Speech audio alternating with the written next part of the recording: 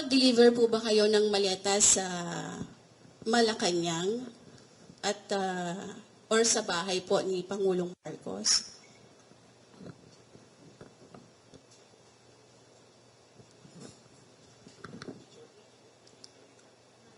Opo. Ako po si Belnard Tube. Nakapag-deliver po kami. Para maklaro lang, no? Nag-deliver sila sa Ilocos Norte, sa bahay mismo. At sa Paway, sa bahay ni BBM.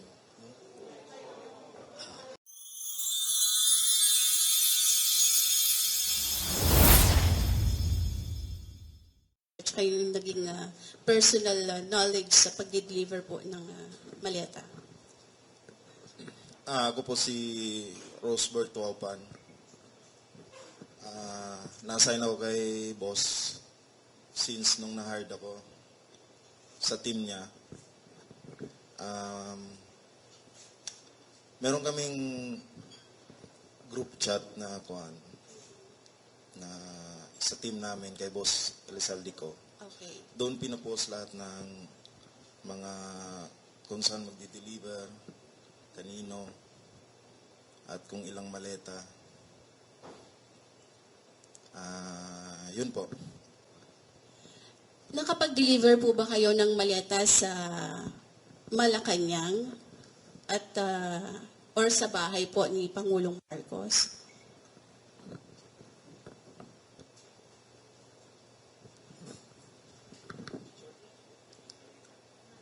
Opo. Ako po si Belnard Tube. Nakapag-deliver po kami. Saan? 41 Forbes po. So ito po yung bahay ni Pangulong Ferdinand Marcos Jr. Yes po. Meron din po kami sa Ilocos. Kasama po si Kong Saldi. Ilang maleta po yung nag-deliver sa Forbes at saka sa Ilocos? Yung sa Ilocos po ay sa 5 maleta po. Para kanino po yun? Kanino po yun? Pagkakaalam ko,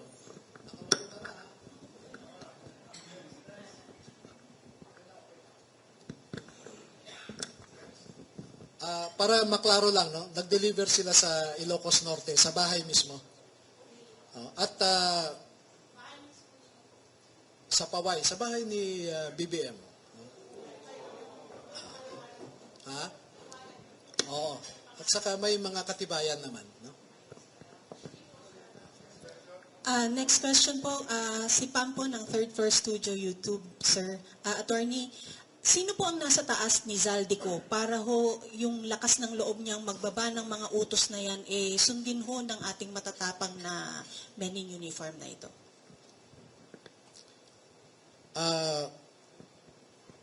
Ako po ay, bago ko sagutin yan, no?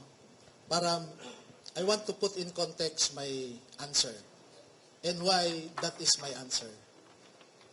I am a lawyer, a litigator for 26 years. I deal with facts.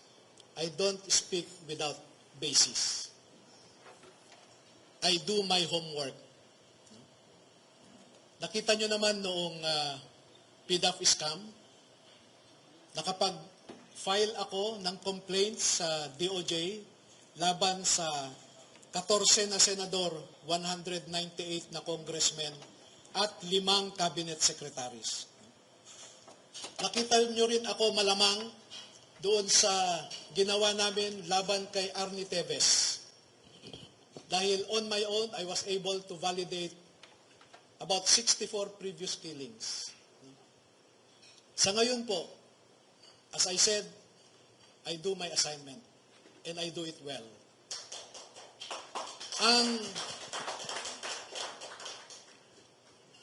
Ang ugat at pinuno ng pagnanakaw sa ating bayan ay walang iba kundi si President Marcos.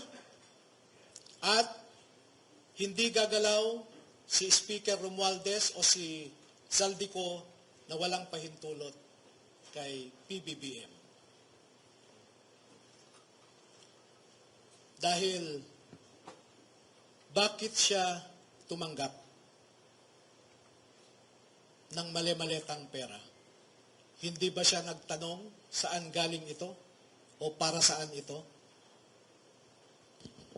I hold him responsible because being the chief executive, being the head of the executive branch, he is the chief implementer of laws.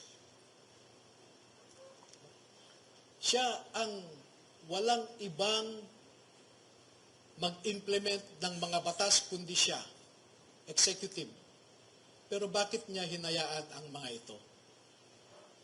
Narinig ninyo marahil ang sinasabi lagi ni Congressman Toby Tiangco na di umano ay kinumpronta ni PBBM si Speaker Martin at sinabi niya, ano ba Martin, Saldi, ilang bahay ba ang gusto nyong bilhin?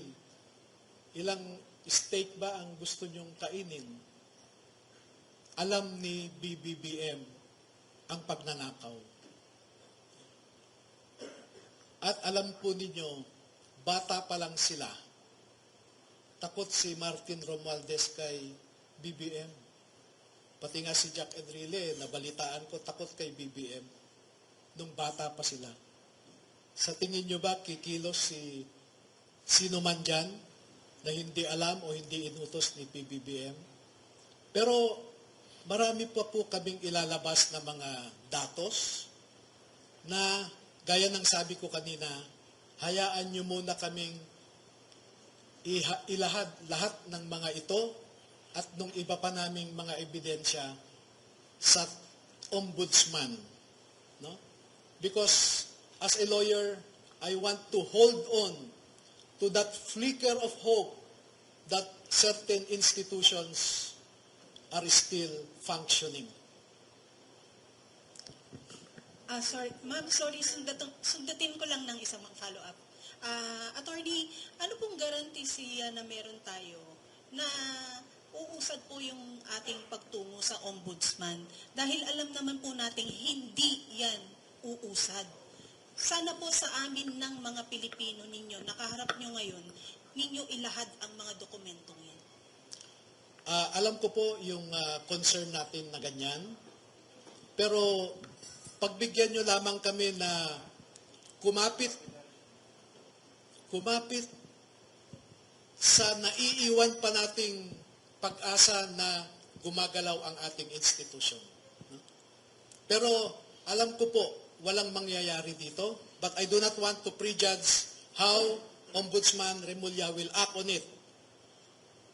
I still hope that he will remain true to his oath of office. Pero kung hindi natin makamtan ang hustisya sa remaining 2 years and 3 months of the Marcos administration, at least na i-file natin sa ombudsman, bubuhayin natin yan sa susunod na administrasyon kung papayag din yung susunod na administrasyon sa atin. Pero magbibigay po kami sa inyo, huwag kayong mag-alala. Uunahin lang namin ang Office of the Ombudsman at ibang opisina. We will send you a soft copy.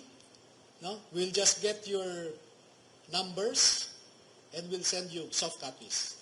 Attorney Leslie, maraming salamat po sa mga Marines na nandito po ngayon sa inyong pagtindig para sa ating bansa. Lastly po, nasan po si Sergeant Gutesa at kumusta po siya? Hindi po namin alam. Marami po kaming nasasagap na balita na pinapunta siya sa ibang bansa.